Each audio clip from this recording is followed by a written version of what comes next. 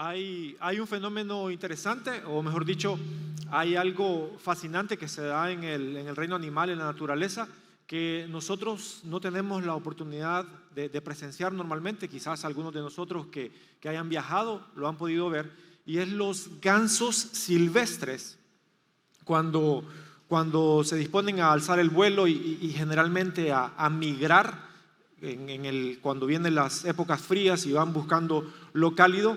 Hacen una formación en V, en V. Y esto me parece genial porque pues son animales. Algunos debaten si los animales hacen uso de razón, es decir, si piensan, pero estos animales hacen esta formación para la ventaja de todos, para que la bandada en general se vea beneficiada. Hay un ganso líder que es el que encabeza el grupo y pues van tomando ventaja los que van atrás, todos los que van atrás, de la aerodinámica, del aleteo del ganso que va adelante. Hay un momento en que, por supuesto, ese ganso que va enfrente se cansa porque no tiene la misma ventaja de los demás de recibir el beneficio de que hay uno aleteando delante de él. Y automáticamente este ganso comienza a ir hacia la parte de atrás y otro ganso toma su lugar.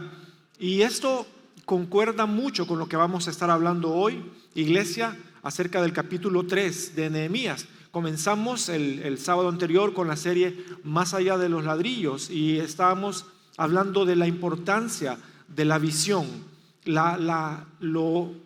el papel crucial que tiene cuando nosotros tenemos visión y principalmente cuando la alineamos con la visión de Dios.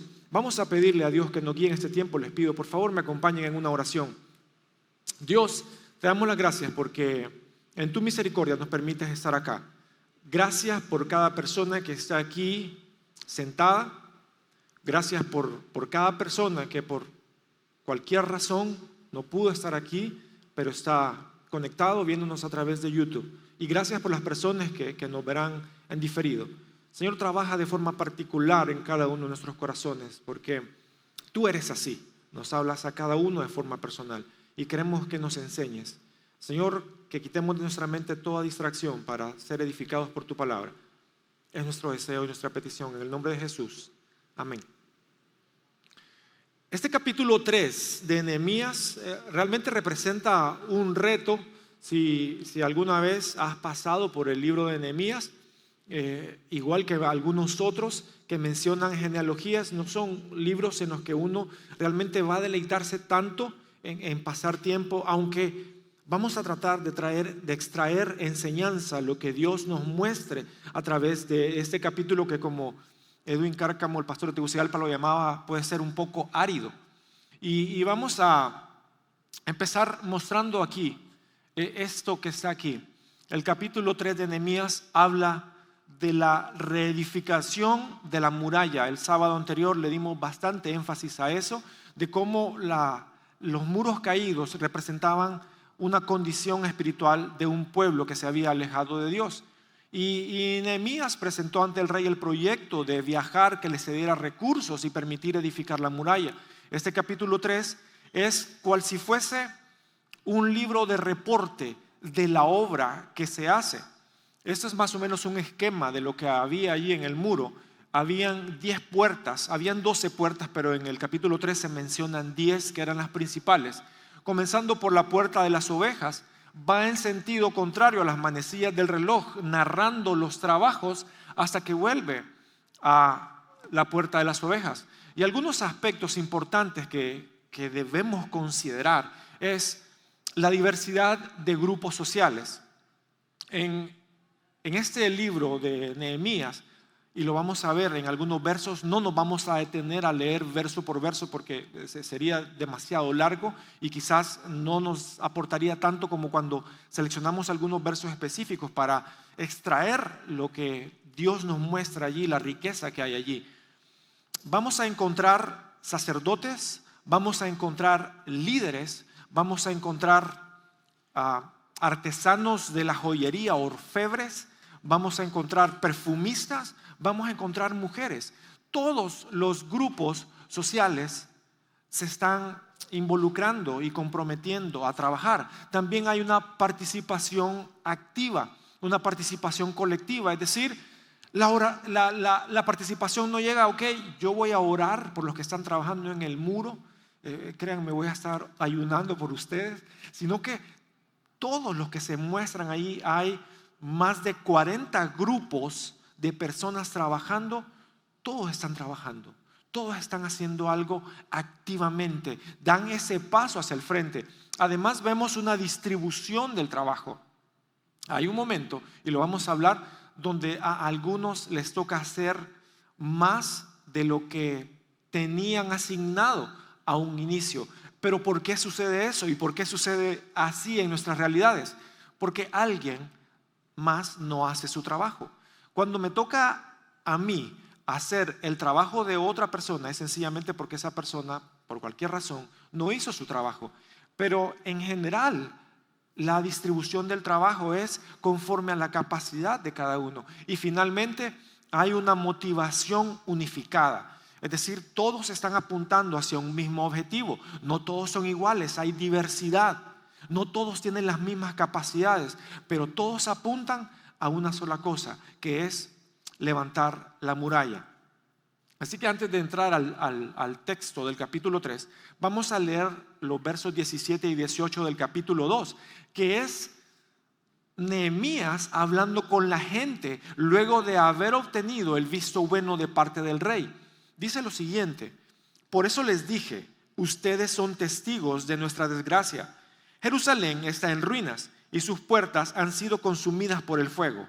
Vamos, anímense, reconstruyamos la muralla de Jerusalén para que ya nadie se burle de nosotros. Entonces les conté cómo la bondadosa mano de Dios había estado conmigo y relaté lo que el rey me había dicho. Al oír esto, exclamaron: manos a la obra, y comenzaron la reconstrucción. Me parece también algo digno de imitar y de mencionar. Nehemías no se atribuye a él el hecho de que el rey le haya dado lo que le haya concedido, lo que él pedía. Él no dice: la verdad es que yo estuve ayunando y estuve orando, y como soy muy elocuente en mis palabras, soy tigre, el rey me lo concedió. Él dice: la poderosa mano de Dios, la bondadosa mano de Dios estaba conmigo, y por eso el rey accedió. Es importante que nosotros podamos reconocer esto. Así que vamos a explorar juntos 5 principios que nosotros vamos a extraer del capítulo 3 de Nehemías, que son bien particulares de este proyecto, pero que sin duda también los podemos usar en nuestra vida de iglesia, en nuestra vida cotidiana. Son aplicables a la universalidad de cosas en las que nosotros estamos envueltos en nuestra vida cotidiana. Verso 1 del capítulo 3. Entonces el sumo sacerdote Eliasib y sus compañeros, los sacerdotes, trabajaron en la reconstrucción de la puerta de las ovejas. La repararon y la colocaron en su lugar, y reconstruyeron también la muralla desde la torre de los 100 hasta la torre de Hanael. El primer principio que nosotros podemos obtener es que ningún servicio es demasiado pequeño. Estos sacerdotes, ellos no estaban acostumbrados al trabajo duro con sus manos. Ellos estaban acostumbrados a presentar las ofrendas que el pueblo llevaba delante de Dios, a hacer sacrificios. Esa era su labor. Y esta narración de Nehemías, quien comparte esto, es los primeros que dan al paso al frente son los líderes espirituales. Los primeros que dicen presente son aquellos de que quizás quien menos se esperaba. Quizás los rumores y las murmuraciones entre la gente era: ya vas a ver los sacerdotes, nada van a hacer, solo van a pasar ahí supervisando. Y Eliasib y sus hermanos, ellos toman la primera puerta de las ovejas y toman la reconstrucción. Tenemos por ahí una imagen que ilustra que ningún trabajo es demasiado pequeño, aunque a veces pareciera que fuera desproporcionado. Lo que nos interesa es que todo mundo se involucre en el trabajo. Y de aquí podemos derivar que en el reino de Dios se establece un orden que es siervo, líder, no es al revés, sino que Dios lo estableció así. En Marcos 10, 42 al 45, cuando los hijos del trueno, Juan y Jacobo, le dicen a Jesús: queremos que nos concedas en tu reino sentarnos uno a la derecha y el otro a la izquierda. Y Jesús les dice: ustedes no saben lo que piden. Y les comienza a rebatir: ustedes saben que los reyes de las naciones y quienes las gobiernan ejercen autoridad sobre ellas, pero entre ustedes no será así, sino que el que quiera ser el mayor debe ser el siervo de los demás. Así que, principalmente para los líderes, que nunca se nos olvide que hay un orden: somos siervos y luego líder. Y encontramos esta representación magnífica aquí con el sacerdote Eliasib y sus hermanos, que fueron a hacer el trabajo duro, lo que quizás nunca imaginaron hacer. Sus manos quizás eran suaves, sus manos estaban bien humectadas, pero a partir de ese momento sus manos iban a tener callos. Y el liderazgo es clave. Hermanos líderes, cada uno de los que estamos acá, es importante que nosotros seamos esa punta de lanza, que nosotros seamos quienes den el primer paso a la hora del servicio, a la hora de trabajar. Claro, es natural que a medida que van pasando los años nuestras fuerzas van disminuyendo, pero nuestro deseo de servir debería irse incrementando, aunque quizás no podemos hacer las mismas cosas que hace 5 años, que hace 10 años, que hace 20 años, a lo mejor, pero todavía nuestro deseo y nuestra presencia está allí. Con lo poco que podamos hacer, ningún servicio es demasiado pequeño.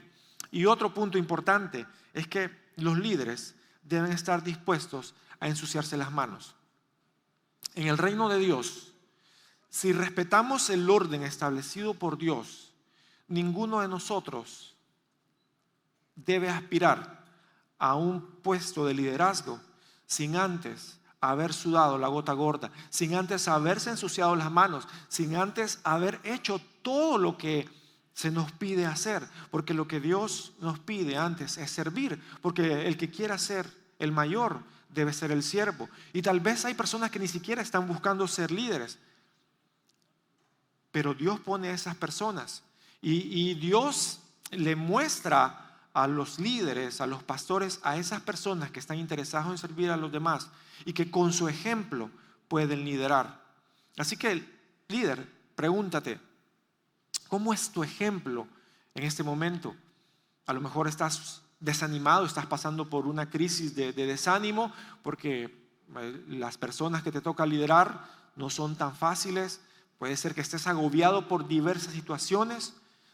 Cada uno tiene diferentes circunstancias, pero Dios no quiere que perdamos de mira que nosotros debemos estar dispuestos a ensuciarnos las manos. Nosotros debemos estar dispuestos a llegar a aquellos que están con necesidad, a aquellos que están pasando por una enfermedad, a aquellos que están con problemas en su hogar, a aquellos que quizás necesitan ayuda con la mudanza y nosotros prestamos nuestro vehículo. Sé de aquí de cantidad de hermanos que sus vehículos se han dañado, de jalar personas, de llevar 9, 10 personas, y ellos con todo amor han sacrificado la suspensión y dirección de sus vehículos con tal de servir a otros. Esos son líderes que están dispuestos a hacer el trabajo que cuesta, el trabajo que realmente lleva a ensuciarse las manos. Un segundo principio lo obtenemos a través de Nehemías 3:5 y nos dice lo siguiente: los de Tecoa reconstruyeron el siguiente tramo de la muralla, aunque sus notables no quisieron colaborar con los dirigentes. Aquí vemos una contradicción a lo primero que acabábamos de ver en el verso 1.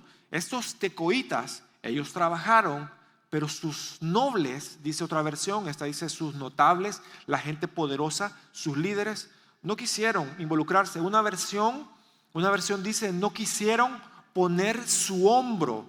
Eso nos dice que literalmente había que cargar quizás piedras y otro tipo de cosas para acarrearlas de un lado a otro. Y el principio es: ninguno es demasiado importante para el servicio.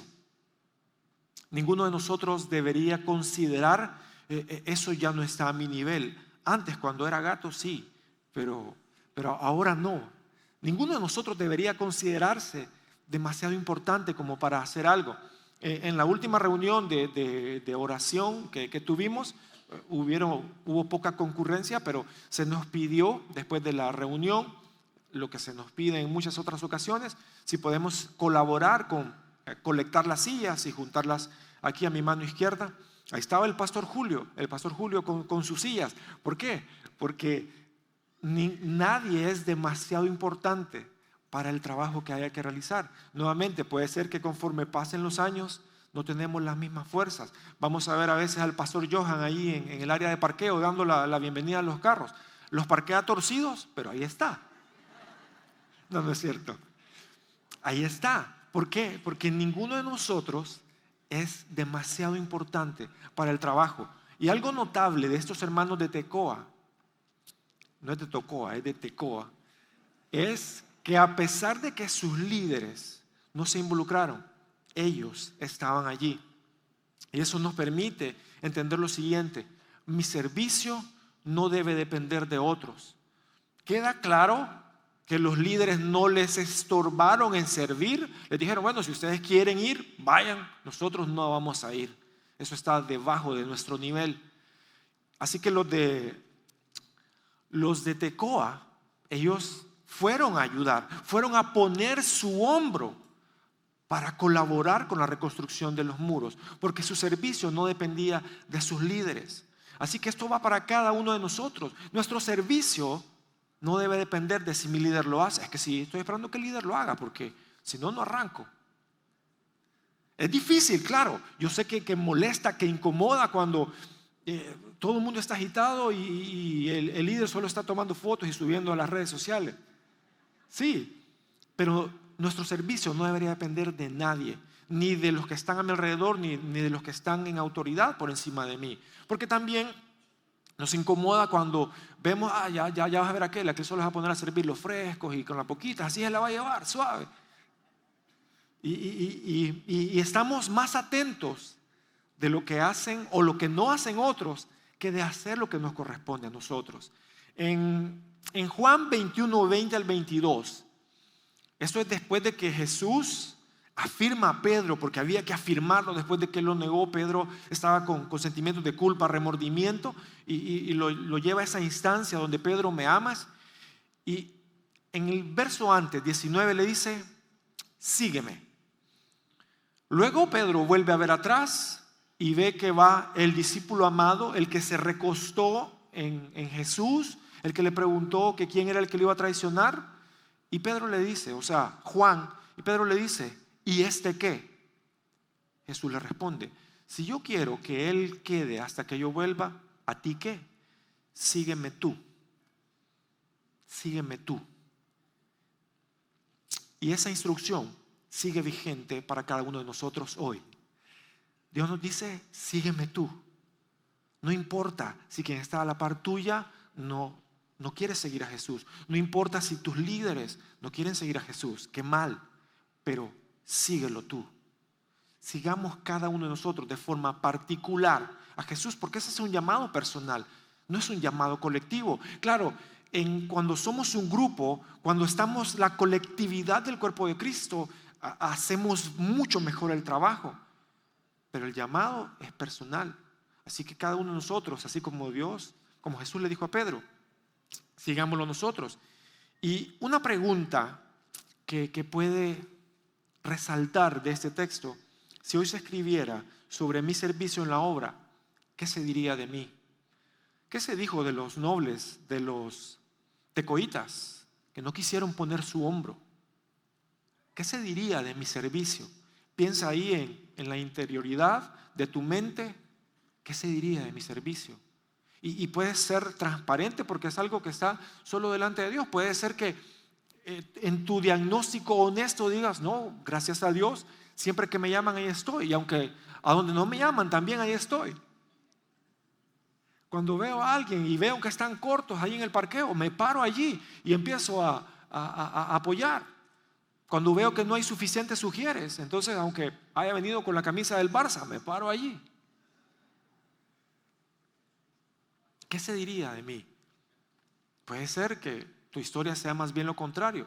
No, yo desactivo el WhatsApp, le pongo en modo avión para que no me caigan los mensajes cuando sé que nos toca servir, que no tenía señal.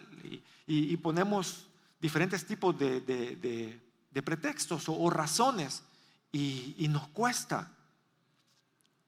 Algo que nosotros, por lo cual realmente deberíamos sentirnos contentos, es que se nos dijera o que se nos comparase como los de Tecoa, que aunque sus nobles, aunque otros no estaban ahí, ellos estaban presentes. Versos 8 y 12, siempre del capítulo 3, por supuesto.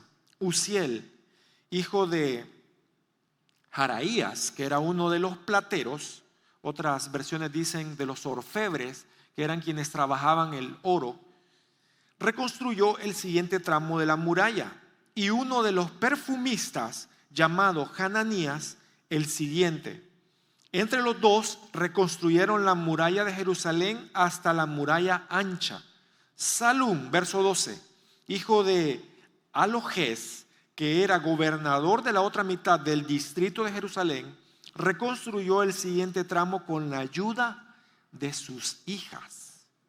Tercer principio: ningún servicio es demasiado grande.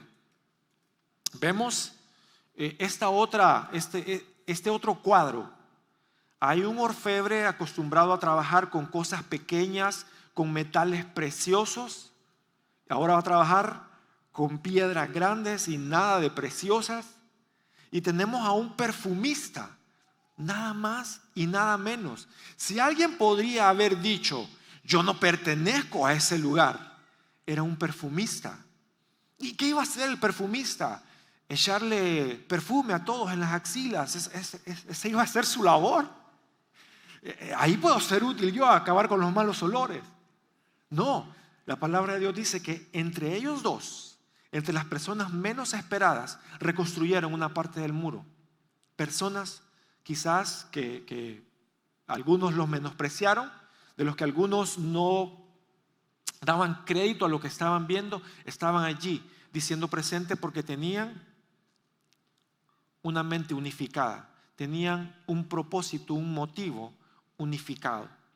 Y luego tenemos a un gobernador que por el texto podríamos entender que no tenía hijos, porque reconstruyó la parte del muro con sus hijas.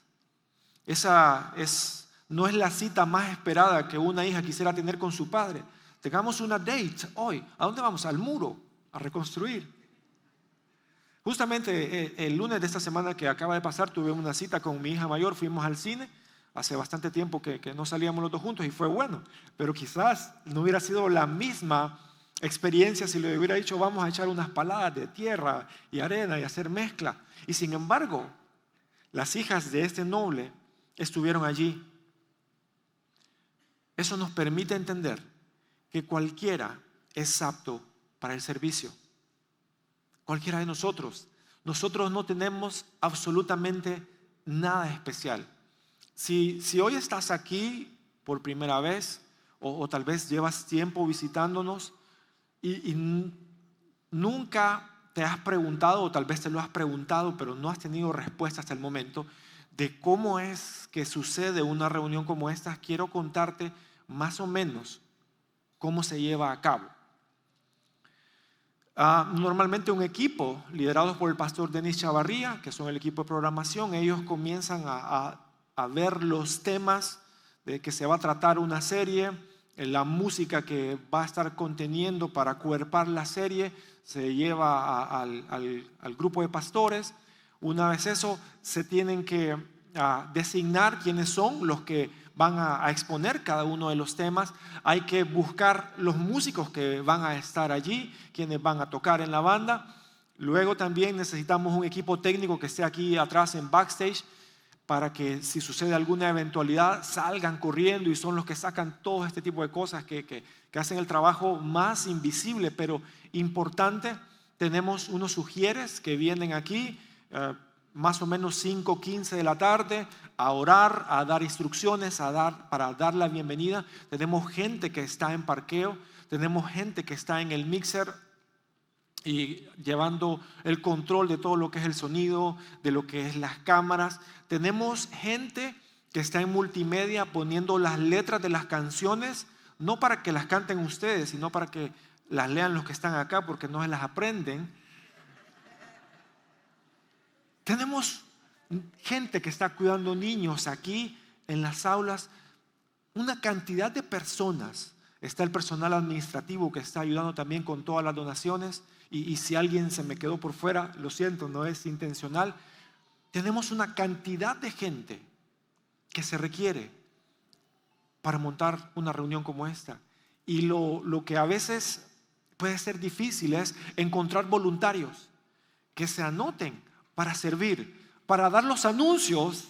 A uno les da canillera y se entiende, pero a veces hay que buscar a alguien que pueda dar los anuncios. Gracias a Dios tenemos a César, que siempre sale al rescate. Pero no se necesitan habilidades especiales. No se necesita saber un montón de cosas. Lo único que se necesita saber, o lo único, porque puedes decir, pero es que yo no soy muy hábil con mis manos, yo no hago tantas cosas. Aquí se te va a enseñar qué hacer, pero hay un requisito fundamental. Lo único o lo primero que necesitas hacer es hacer caso. Haciendo caso, pues todo sale adelante, y eso sucede también en la vida de iglesia. Identifica las áreas de necesidad, es otro principio que podemos ver allí. Este padre con sus hijas, vieron, aquí no hay nadie, vamos nosotros. En Éxodo, capítulo 18, versos 13 al 24, por supuesto no lo vamos a leer, pero voy a narrar lo que sucede allí. Está Jetro, suegro de Moisés, después de que han cruzado el mar, y lo ve que se sienta desde la mañana hasta la noche, y la gente está viniendo uno por uno a traerle sus casos. Y Jetro le dice, esto que estás haciendo no está bien. Y le da un consejo. Le dice, y esto me llama la atención, y esto va para nosotros, hombres. Le dice Jetro, busca hombres de verdad. Busca hombres de verdad. ¿Cuánto hace falta hoy en nuestra sociedad? Hombres de verdad. Busca hombres de verdad, en los cuales haya temor de Dios, y que Dios les dé sabiduría para que escuchen los casos más pequeños, y luego los casos grandes, como diríamos en nuestro contexto cotidiano, los tamalotes, que te los traigan a ti. Así va a descansar este pueblo y vas a descansar tú. Y Moisés escuchó el consejo de su suegro y así lo hizo. Identifiquemos áreas de necesidad. ¿Cuántas veces nosotros pasamos queriendo no ver las cosas porque nos da vergüenza de alguna forma el saber que de alguna forma estamos negando a servir? Hay muchas áreas de necesidad.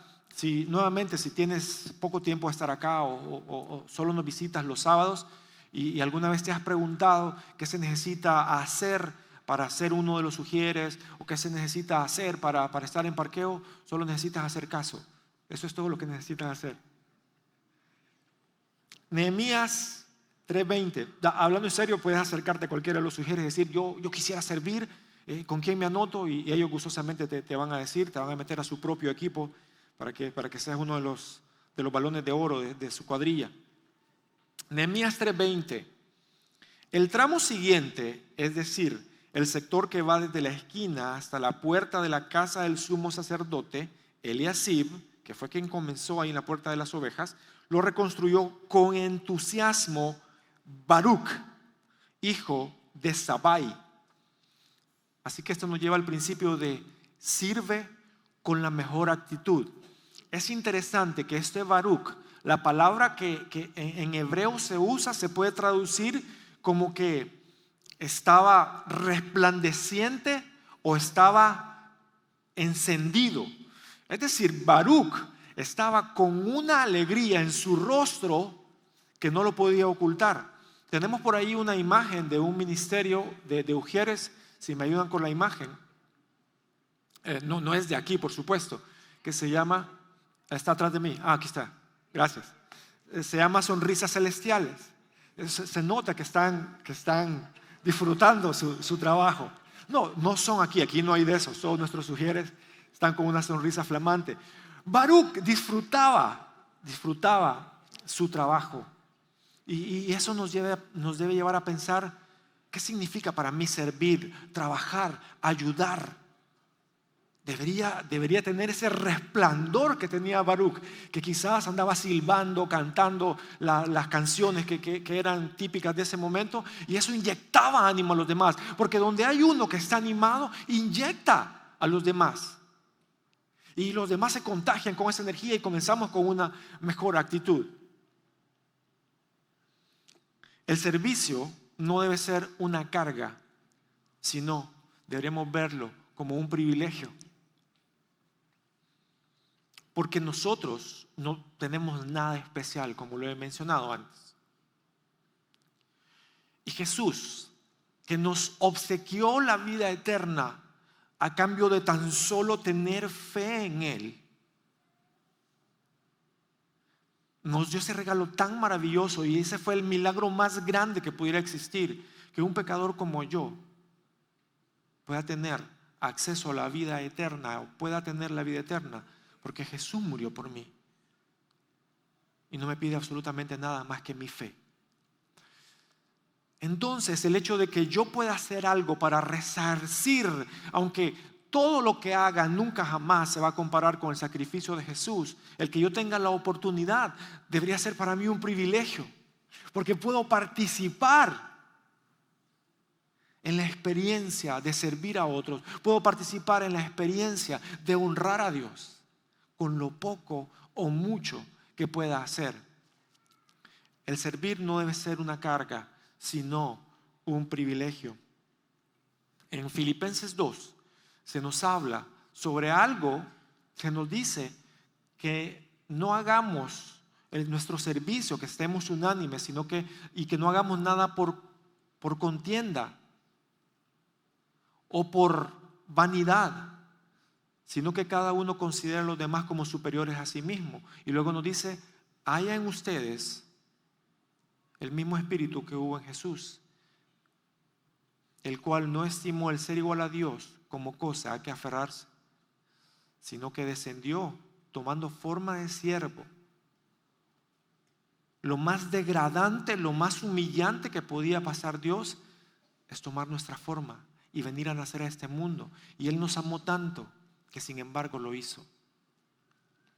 Si estás acá y no le has entregado tu vida a Jesús, quiero hacerte la invitación para que lo puedas hacer. Y no te vayas de aquí sin darle tu corazón a Jesús. No necesitas cambiar, no necesitas hacer nada previo a recibir a Jesús en tu corazón. Lo único que necesitas es creer que Él te regala vida eterna y te limpia de tus pecados. Si estás teniendo algún tipo de lucha para tomar esa decisión o quieres tomarla pero no sabes cómo, te invito aquí a que al terminar esta reunión pases aquí a mi mano izquierda donde están los hermanos de conexión. Puedes acercarte a ellos y les preguntes, ¿cómo puedo hacer para tener vida eterna? Y ellos gustosamente te van a guiar. El servicio debe ser hecho para Dios. Colosenses 3:23 nos insta a que no hagamos las cosas para el ojo humano, sino como para Dios. Así que cuando sirvamos, hagámoslo con la mejor actitud, como Baruc, resplandeciendo, acordándonos que lo hacemos para Dios. Y nuevamente, esto que estamos hablando aplica para todos nuestros contextos. Si vas a trabajar, hazlo como para Dios, no para tus jefes o para tus clientes, si eres un emprendedor o empresario. Si eres un estudiante, no estudias solo por aprobar las clases, claro, eso es lo que se busca que hagas, pero hazlo para honrar a Dios, no solo por quedar bien con tus padres o cumplir con el compromiso. Si estás dando homeschool en tu casa, o sea, aquellos padres que dan escuela en casa, no lo hagas con el mayor propósito de ahorrarte dinero, sino con el propósito de honrar a Dios. Cada cosa que hagamos debe contar y debemos hacerla como para Dios. Nehemías 3, 22, 23 y luego del 27 al 30 El siguiente tramo lo reconstruyeron los sacerdotes que vivían en los alrededores. Después de ellos, Benjamín y Jasub reconstruyeron el sector que está frente a sus propias casas. Azarías, hijo de Maseías y nieto de Ananías, reconstruyó el tramo que está junto a su propia casa. Los hombres de Tecoa reconstruyeron el tramo que va desde el frente de la gran torre que allí sobresale hasta la muralla de Ofel. Los sacerdotes, cada uno frente a su casa, reconstruyeron el sector de la muralla sobre la puerta de los caballos. El siguiente tramo lo reconstruyó Sadoc, hijo de Imer, pues quedaba frente a su propia casa. El sector que sigue lo reparó Semaías, hijo de Secanías, guardián de la puerta oriental. El quinto y último principio es: sirve mayormente en lo que eres bueno. Nota que no es sirve exclusivamente en lo que eres bueno, sino mayormente en lo que eres bueno. En este texto encontramos que estas personas que se mencionan acá estaban construyendo frente a su casa, en lo que se les hacía fácil. No les pidieron ir al otro lado de la ciudad, en lo que ellos eran fuertes, en lo que ellos, por supuesto, lo iban a hacer de la mejor manera. ¿Por qué? Porque yo no voy a dejar la parte del muro que esté frente a mi casa que se vaya a caer a la primer piedra que lancen.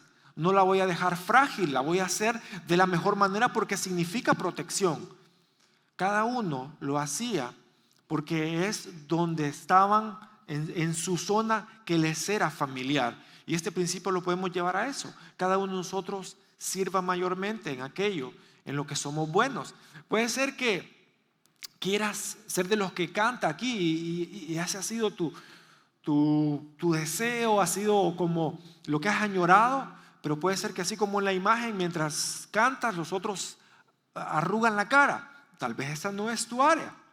Puede ser que vas a ayudar con los niños, pero los pones a hacer culucas y pechadas y así como entrenamiento militar. Puede ser que esa no sea tu área. Cada uno de nosotros identifique aquello en lo que somos buenos. Sería interesante plantearnos la siguiente pregunta. Si nosotros contemplamos nuestro cuerpo, por supuesto, tiene diversos miembros, diversos sistemas, diversos órganos. Y quizás los médicos y muchos otros podrán darle mayor relevancia a un órgano que a otro. Quizás podríamos coincidir en que el cerebro es vital, pero sin cerebro estamos literalmente muertos. El corazón a veces le pone marcapasos, pero hay ciertos órganos a los que quizás no le damos tanta relevancia y son útiles. Y yo sé que hay gente que les extraen algún órgano y siguen su vida, pero los demás órganos, todo el cuerpo sufre cuando ese órgano es extraído. Algunos no tienen vesícula, pues el resto sufre por falta de esa vesícula. Conozco a alguien que no tiene un pulmón, no puede desarrollar lo mismo, el resto del cuerpo sufre. Por eso, a personas que les han quitado un riñón, el resto del cuerpo sufre. ¿Y cuál miembro es el más importante? El que no está. El miembro más importante es aquel que hace falta. Cuando tú y yo no estamos presentes para servir, nos convertimos en el más importante. ¿Por qué? Porque nuestra labor la tienen que hacer otros y cargamos a otros. Pregúntate esto: ¿qué pasaría si el tren de aseo municipal dejara de pasar por 2 semanas en tu zona de residencia? ¿Es importante el tren de aseo municipal? ¿O es más importante el alcalde? Creo que a veces menospreciamos el valor que tenemos todos. Y todos aquí, mis hermanos, iglesia, tenemos un valor dentro del cuerpo de Cristo. Solo piensen, por ejemplo, cuando nuestro sistema digestivo se identifica como socio de Corium, se pone en huelga y no deja pasar nada. Es duro. Entonces, aquellos que consideramos menos importantes son vitales. Busca un área o ministerio donde puedes ejercer tus dones y talentos. Efesios 4, del 11 al 13, aquí está hablando el apóstol Pablo de los dones espirituales. nos dice que Dios mismo constituyó a unos apóstoles, a otros profetas, a otros evangelistas, a otros pastores y maestros. Y este es el propósito, a fin de perfeccionar a los creyentes para la obra del ministerio, para la edificación del cuerpo de Cristo. ¿Hasta cuándo? Hasta que todos lleguemos a la unidad de la fe y del conocimiento. Esa palabra unidad es clave. A la medida de la estatura de la plenitud de Cristo. Así que yo me he topado con personas que dicen, sí, yo soy cristiano, pero no voy a ninguna iglesia. Eso me aturde un poco. Sí, es que en las iglesias hay un montón de gente hipócrita, hay un montón de gente que le presentan una cara y por la espalda otra cosa. Hay gente que me ha decepcionado. Esas personas no han entendido que nosotros no deberíamos ser parte de la iglesia para recibir beneficios, sino para beneficiar a otros. Nuestra labor no debería ser pasiva, sino más bien activa. Dios me dio dones y talentos, ponerlos al servicio de otros, en lugar de solo esperar que me edifiquen. Todos aquellos que hemos nacido de nuevo, el Espíritu Santo mora en nosotros y Dios nos ha dado dones espirituales. Tal vez no los has descubierto. Busca ayuda con uno de los líderes para que te ayude a descubrir tus dones, pero también tienes talentos, por seguro eres bueno para algo, también los puedes poner al servicio de Dios. Así que la colectividad, cuando la congregación está junta, en lugar de pensar ¿qué voy a recibir?, podemos pensar ¿qué puedo dar? Procura que tus fortalezas sean para el beneficio de otros. Justamente de lo que hemos estado hablando, de que otros se vean beneficiados acerca de lo que yo hago. Y por supuesto yo me veré beneficiado de lo que otros hacen. Eso es la belleza del cuerpo de Cristo.